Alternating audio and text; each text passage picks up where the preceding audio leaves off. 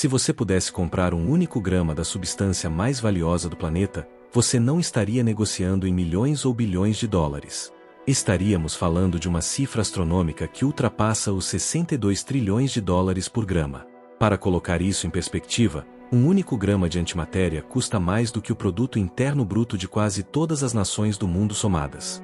Mas o seu valor não vem da sua raridade estética, como um diamante, e sim do seu potencial energético absoluto e da sua natureza inerentemente perigosa.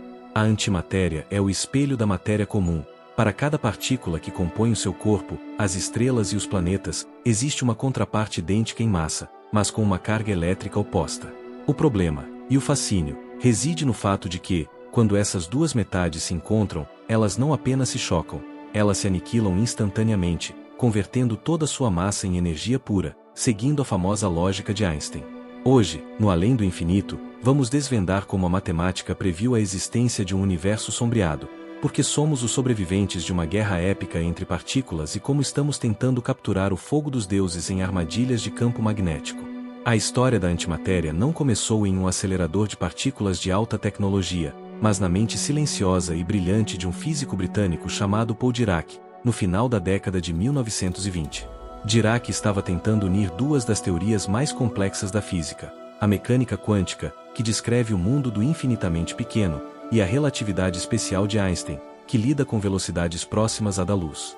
Ao formular uma equação para descrever o comportamento dos elétrons, ele se deparou com um dilema matemático fascinante e assustador. Suas equações sugeriam que o elétron poderia ter dois estados de energia, um positivo, que já conhecíamos, e um negativo, que parecia fisicamente impossível na época. Era como se a matemática estivesse forçando a existência de uma sombra para cada partícula conhecida. Dirac, em um ato de coragem intelectual sem precedentes, não descartou o resultado negativo como um erro de cálculo. Em vez disso, ele propôs que o universo era preenchido por um mar de partículas de energia negativa e que, se uma delas fosse excitada para fora desse mar, deixaria para trás um buraco. Esse buraco se comportaria exatamente como um elétron, mas com uma carga elétrica positiva. Ele acabará de prever, através de pura dedução lógica, a existência do pósitron, a primeira partícula de antimatéria. Essa ideia era tão radical que muitos de seus contemporâneos a receberam com ceticismo profundo, pois nunca ninguém havia observado nada parecido na natureza. A matemática de Dirac estava desenhando um universo em que a matéria comum era apenas metade da história total da criação. A prova física dessa teoria audaciosa não demorou a surgir, vinda diretamente das profundezas do espaço. Em 1932, o físico americano Carl Anderson estava estudando os raios cósmicos, partículas de alta energia que bombardeiam a nossa atmosfera vindas de supernovas e outros eventos galácticos. Utilizando um instrumento chamado câmara de nuvens, que permite visualizar o rastro deixado por partículas subatômicas, Anderson observou algo bizarro. Uma partícula que tinha a mesma massa de um elétron, mas que se curvava em uma direção oposta sob a influência de um campo magnético. Ela se movia como se fosse um elétron com carga positiva. Anderson acabará de capturar, de forma acidental, o buraco que Dirac havia previsto. Essa descoberta mudou para sempre o curso da ciência moderna, pois confirmou que a antimatéria não era apenas uma curiosidade de papel e caneta, mas um componente real e fundamental do tecido do cosmos. O pósitron de Anderson foi o primeiro vislumbre de um reino oculto de partículas que espelham perfeitamente as nossas, mas com propriedades invertidas. A partir desse momento, a física deixou de ver o universo como uma estrutura de via única e passou a entendê-lo como um sistema de simetria profunda, onde cada componente positivo exige a existência de um negativo. A descoberta de Anderson validou a intuição de que o universo possui uma contabilidade rigorosa, onde cada carga deve ser equilibrada por uma oposta no balanço final da realidade. Para compreendermos a densidade dessa realidade, precisamos olhar para as características fundamentais que definem a antimatéria. Um átomo de antimatéria, como o antihidrogênio, é composto por um antipróton no núcleo, que possui carga negativa, e um pósitron orbitando ao seu redor, com carga positiva. Em termos de massa e comportamento gravitacional, a antimatéria parece se comportar exatamente como a matéria comum, ela cairia para baixo em direção à Terra da mesma maneira. No entanto, a inversão de carga cria uma barreira intransponível.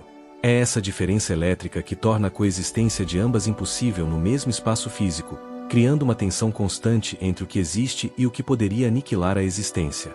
Essa simetria de espelho levanta questões filosóficas e científicas profundas sobre a estrutura da natureza. Por que a carga é a única coisa que muda? Se mudássemos todas as partículas de matéria pelas de antimatéria em uma galáxia inteira, as leis da química, da biologia e da gravidade continuariam funcionando da mesma forma? Teoricamente, sim. Um anti-ser humano feito de antimatéria poderia viver, respirar e pensar exatamente como nós, desde que vivesse em um anti-universo isolado. A antimatéria não é uma substância má ou destrutiva por si só, ela é apenas o complemento exato da nossa própria constituição, uma peça de um quebra-cabeça que se encaixa com tal perfeição que o resultado do encontro é a liberação total da energia contida em ambas. No entanto, vivemos em um mundo onde a antimatéria é extremamente rara, sendo produzida apenas em colisões de altíssima energia ou em processos de decaimento radioativo muito específicos. Essa raridade é o que nos protege, mas também é o que torna a antimatéria o objeto de desejo definitivo da física experimental. Se conseguirmos entender por que o espelho da realidade parece estar quebrado e por que a matéria comum domina o nosso horizonte, poderemos desvendar os segredos do próprio Big Bang. A busca pela antimatéria é, em última análise, a busca pela outra metade de nós mesmos, um esforço para entender como a harmonia matemática de Dirac se traduz na assimetria física do universo que habitamos hoje. Quando falamos de fontes de energia, nossa mente costuma vagar pela queima de combustíveis fósseis, pela fissão nuclear de usinas ou até pela fusão que alimenta o coração das estrelas. No entanto, todos esses processos são terrivelmente ineficientes quando comparados ao evento mais poderoso da natureza, a aniquilação matéria-antimatéria. Em uma reação química comum, apenas uma fração minúscula da massa é convertida em energia. Mesmo na fusão nuclear, que é o ápice da potência estelar, apenas cerca de 0,7% da massa é transformada em calor e luz. Já no encontro entre a matéria e a antimatéria, a eficiência é de 100%. Não há resíduos, não há fumaça e não há sobras. Cada miligrama de massa desaparece completamente, transformando-se instantaneamente em energia pura na forma de fótons de alta energia, conhecidos como raios gama. Imagine um encontro entre um simples próton e um antipróton. Essas duas partículas possuem uma atração eletromagnética irresistível devido às suas cargas opostas. Conforme elas se aproximam, não ocorre uma colisão mecânica tradicional, mas sim uma fusão de identidades que termina em uma explosão catastrófica em nível subatômico. A massa dessas partículas é literalmente vaporizada na estrutura do espaço-tempo, liberando uma quantidade de energia que segue rigorosamente a equação de Einstein, onde a energia é igual à massa multiplicada pelo quadrado da velocidade da luz. Como a velocidade da luz é um número absurdamente grande, aproximadamente 300 mil km por segundo, qualquer pequena quantidade de matéria esconde uma força devastadora que só é totalmente revelada quando encontra o seu espelho de antimatéria. Para visualizarmos o poder dessa reação em escala macroscópica, considere apenas um grama de antimatéria reagindo com um grama de matéria comum. Essa pequena quantidade, que caberia facilmente na ponta do seu dedo, liberaria uma energia equivalente a 43 quilotons de trinitrotolueno, ou TNT. Isso é aproximadamente o triplo da potência da bomba atômica que atingiu Hiroshima, mas concentrado em algo do tamanho de um grão de feijão. A antimatéria é, sem qualquer exagero, o explosivo mais poderoso que as leis da física permitem existir. É por essa razão que, na ficção científica, ela é o combustível preferido para viagens interestelares, pois nenhum outro material no universo consegue concentrar tanta energia em tão pouca massa, permitindo que naves alcancem velocidades que reduziriam milênios de viagem para apenas alguns anos. No entanto, essa eficiência absoluta traz consigo um perigo sem precedentes, a instabilidade total. A antimatéria não pode ser guardada em um frasco de vidro ou em um tanque de aço, pois no momento em que um único átomo de antimatéria toca a parede do recipiente feito de matéria comum, a aniquilação começa. O beijo da morte é inevitável e instantâneo. Isso cria o que os físicos chamam de problema de contenção. Como você armazena algo que explode ao tocar em absolutamente qualquer coisa? A resposta exige o uso de campos magnéticos e vácuos ultrapuros, criando uma armadilha onde a antimatéria flutua sem nunca encostar em nada. É um equilíbrio precário onde qualquer falha de energia ou oscilação no campo resultaria no desaparecimento imediato da substância e em uma liberação de energia que destruiria qualquer laboratório. A radiação resultante desse encontro também é única. Enquanto as explosões nucleares deixam para trás isótopos radioativos que contaminam o ambiente por milênios, a aniquilação pura gera principalmente raios gama de altíssima frequência. Esses raios gama são tão energéticos que podem penetrar quase qualquer blindagem, mas eles se dissipam rapidamente. Na medicina, essa característica é usada a nosso favor. Quando um pósitron encontra um elétron dentro do corpo humano em um exame de imagem, os dois raios gama produzidos viajam em direções exatamente opostas. Detectores circulares captam esse sinal duplo e conseguem triangular com precisão milimétrica onde a reação ocorreu. É a física da destruição total sendo usada para mapear a vida e detectar doenças antes que elas se tornem fatais, provando que até o evento mais violento do universo pode ter uma aplicação delicada. Por fim, precisamos entender que a aniquilação não é apenas um espetáculo de luz e calor, ela é o processo de desintegração da forma. Quando a matéria e a antimatéria se aniquilam, elas retornam ao estado de energia primordial que existia nos primeiros microsegundos do universo. É como se estivéssemos rebobinando a fita da criação, desfazendo a condensação da energia em partículas sólidas. Esse processo nos ensina que a matéria, tal como a conhecemos, é apenas uma forma de energia aprisionada. A antimatéria é a chave que abre essa prisão, libertando a força contida no núcleo dos átomos e devolvendo-a ao vácuo do espaço. Ao estudarmos a aniquilação, não estamos apenas observando uma explosão, estamos observando a matéria se lembrando do que era antes de o universo começar a esfriar. A fabricação de antimatéria é, sem dúvida, o esforço industrial mais ineficiente e complexo já realizado pela nossa espécie. Para criar antiprótons, os cientistas no CERN, o Centro Europeu de Pesquisas Nucleares, precisam utilizar o síncrotron de prótons, um acelerador que dispara feixes de prótons contra um alvo de metal fixo, geralmente feito de irídio.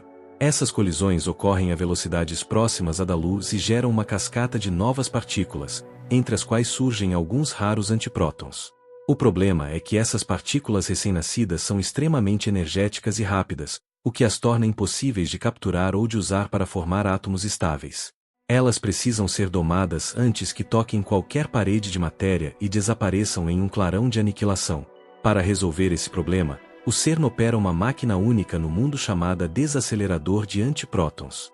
Como o nome sugere, sua função é reduzir a velocidade dessas partículas frenéticas.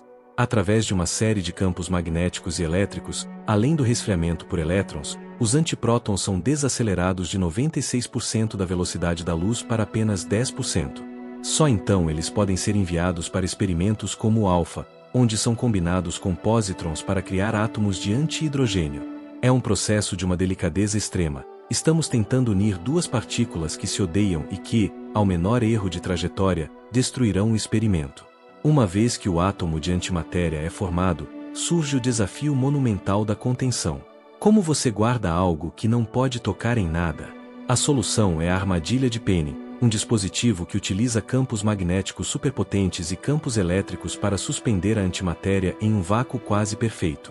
Os campos magnéticos agem como as paredes de uma garrafa invisível, forçando as partículas carregadas a orbitar em círculos no centro da armadilha, sem nunca encostar nas superfícies físicas. Atualmente, os cientistas conseguem manter átomos de anti-hidrogênio presos por várias semanas, um recorde impressionante que permite estudar se a antimatéria brilha com a mesma cor que a matéria ou se ela cai para baixo com a mesma aceleração gravitacional de 9,8 metros por segundo ao quadrado. O custo desse processo é o que define a antimatéria como a substância mais cara do mundo. Estima-se que, para produzir um único grama de antimatéria, precisaríamos de 62 trilhões e 500 bilhões de dólares e cerca de 100 quatrilhões de anos de operação contínua dos aceleradores atuais. A ineficiência é brutal. A energia que gastamos para criar um único antipróton é bilhões de vezes maior do que a energia que recuperaríamos na sua aniquilação. Por isso, a antimatéria não é uma fonte de energia no sentido tradicional, mas sim um meio de armazenamento de energia incrivelmente denso e caro, reservado apenas para a ciência de fronteira e, talvez no futuro, para missões espaciais onde o custo não seja o principal fator limitante. Além do custo financeiro, existe o custo energético.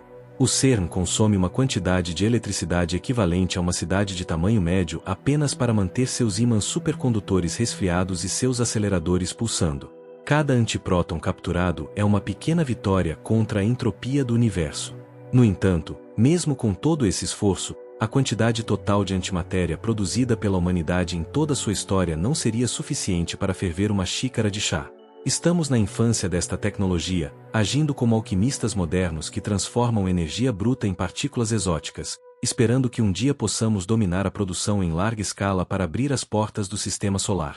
Por fim, a segurança é uma preocupação constante, embora muitas vezes exagerada pela ficção. Se todos os laboratórios do mundo juntassem toda a antimatéria que já fabricaram, a aniquilação total resultaria em uma explosão menor do que a de um estalar de dedos. O perigo real não está em uma explosão catastrófica acidental, mas na perda de vácuo ou na falha dos ímãs supercondutores, o que destruiria os sensores de milhões de dólares. A fabricação de antimatéria é um exercício de paciência e precisão absoluta, onde o homem tenta segurar o espelho da criação sem quebrar a própria mão, em uma busca incessante por entender por que a matéria existe e como podemos usar sua contraparte para o progresso da civilização. Embora pareça algo saído de um livro de Isaac Asimov, a antimatéria já faz parte do cotidiano de milhares de hospitais ao redor do mundo. A aplicação mais comum e vital é a tomografia por emissão de pósitrons, popularmente conhecida como PET scan. Nesse procedimento, o paciente recebe uma pequena dose de uma substância radioativa, geralmente uma glicose marcada com flúor 18. Conforme esse isótopo decai dentro do corpo, ele emite pósitrons, os gêmeos de antimatéria dos elétrons. Quando esse pósitron encontra um elétron em um tecido humano, eles se aniquilam instantaneamente, emitindo 2 raios gama em direções opostas que são captados por sensores ultrassensíveis ao redor do paciente. Essa técnica permite aos médicos visualizar processos metabólicos em tempo real. Como o câncer consome glicose muito mais rápido que as células normais, o PET scan brilha intensamente nas áreas onde o tumor está ativo, permitindo diagnósticos precoces que salvam milhões de vidas. É uma ironia poética da ciência. A substância mais destrutiva do universo é usada diariamente para detectar a vida e combater a morte em nível celular. A medicina transformou o beijo da morte entre matéria e antimatéria em uma lanterna de precisão atômica, provando que o domínio das partículas fundamentais tem benefícios imediatos que justificam os bilhões investidos em pesquisa básica. Olhando para o futuro, o grande sonho dos engenheiros é o foguete de antimatéria. Atualmente, nossos melhores motores químicos são lentos e pesados, exigindo toneladas de combustível para mover cargas pequenas. Um motor de aniquilação matéria-antimatéria teria um impulso específico, que é a medida de eficiência de um motor, milhões de vezes superior. Teoricamente, apenas 10 mg de antimatéria seriam suficientes para enviar uma sonda a Marte em apenas um mês, em vez dos 7 meses atuais. Se conseguíssemos produzir e armazenar alguns gramas, poderíamos alcançar velocidades de até 50% da velocidade da luz, permitindo viagens para estrelas vizinhas como Alpha Centauri em menos de uma década. A engenharia desses foguetes envolve o uso de campos magnéticos para direcionar os produtos da aniquilação, partículas chamadas pions, para fora de um bocal, gerando um empuxo colossal sem a necessidade de carregar tanques gigantescos. No entanto, o desafio térmico é assustador. A aniquilação libera tanta radiação gama que o motor precisaria de escudos de chumbo ou tungstênio com metros de espessura para não incinerar os astronautas. Além disso, o calor gerado pela radiação precisaria ser dissipado em radiadores imensos, já que no vácuo do espaço não há ar para resfriar as máquinas. O motor de antimatéria é o santo graal da exploração espacial, a única tecnologia conhecida que poderia transformar a humanidade em uma espécie verdadeiramente interestelar. Além da propulsão, a antimatéria também é estudada como uma possível ferramenta de terapia contra o câncer em uma técnica chamada terapia de antiprótons. Diferente da radiação comum, que danifica os tecidos por onde passa, os antiprótons poderiam ser calibrados para explodir exatamente dentro de um tumor profundo, liberando toda a sua energia de aniquilação em um ponto focalizado, preservando os órgãos saudáveis ao redor. É uma forma de cirurgia atômica que ainda está em fases experimentais, mas que demonstra como o potencial destrutivo da antimatéria pode ser domado para curar o que antes era considerado incurável. Por fim, a antimatéria na ficção, como em Jornada nas Estrelas, serve como um lembrete do que a nossa espécie almeja. Embora o cristal de dilítio seja fictício, a física por trás do uso da antimatéria como fonte de energia para distorcer o espaço-tempo é o que motiva gerações de cientistas a passar noites em claro no CERN. Estamos em uma corrida para transformar a ficção em realidade, movendo-nos de uma sociedade que queima petróleo para uma que entende a harmonia das partículas. O caminho entre o PET scan de hoje e a nave interestelar de amanhã é longo e caro, mas é o único caminho que nos leva, definitivamente, para além do berço da Terra. A busca pela antimatéria natural não é apenas uma curiosidade acadêmica, mas uma tentativa de descobrir se o universo possui bolsões de realidade invertida que sobreviveram ao caos primordial. O instrumento mais sofisticado nessa caçada é o espectrômetro magnético alfa, conhecido como AMS-02, um detector de partículas de 7 toneladas montado no exterior da Estação Espacial Internacional. Desde 2011, ele peneira bilhões de raios cósmicos, partículas de alta energia que viajam pelo vácuo, em busca de uma única assinatura que não deveria estar lá. Enquanto pósitrons e antiprótons isolados podem ser criados em colisões galácticas comuns, o encontro de um núcleo de antihélio seria prova irrefutável de que existem estrelas feitas inteiramente de antimatéria queimando em algum lugar remoto do cosmos.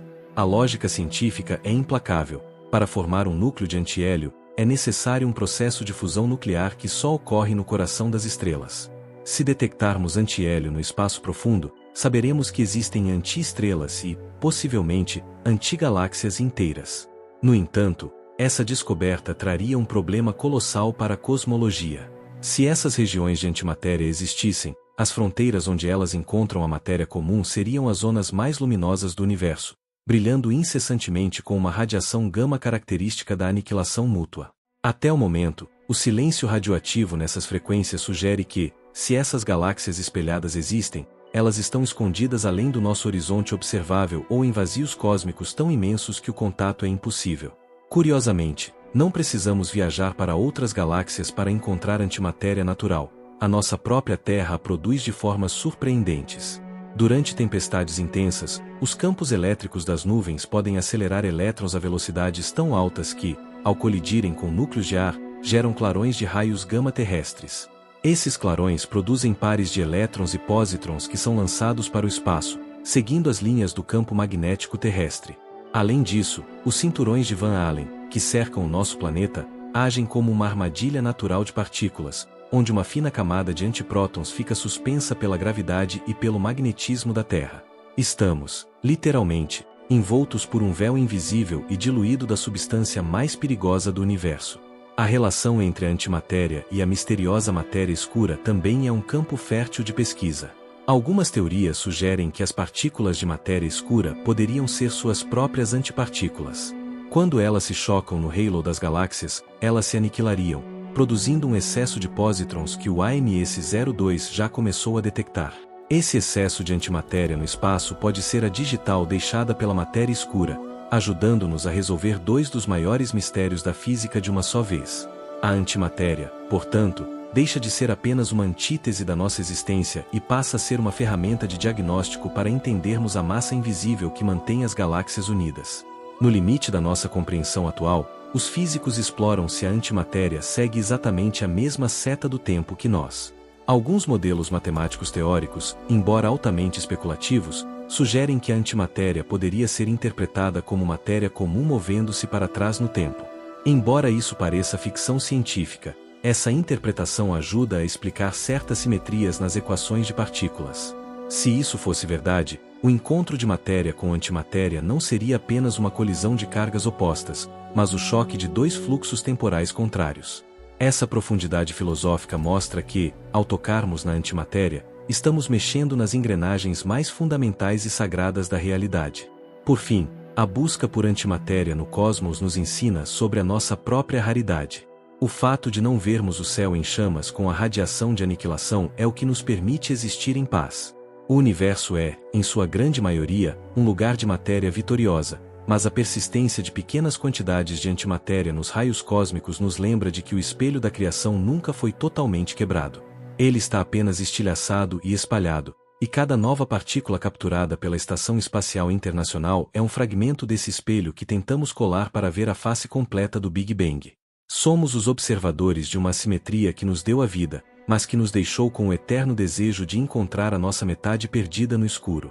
Ao encerrarmos esta exploração de 18 minutos, percebemos que a antimatéria é muito mais do que um combustível exótico de filmes ou uma curiosidade cara de laboratório. Ela é a prova de que o universo possui uma dualidade profunda, uma simetria que foi quebrada para que pudéssemos existir. Sem a aniquilação quase total do início dos tempos, o cosmos seria um mar de luz sem estrelas, sem planetas e sem consciência.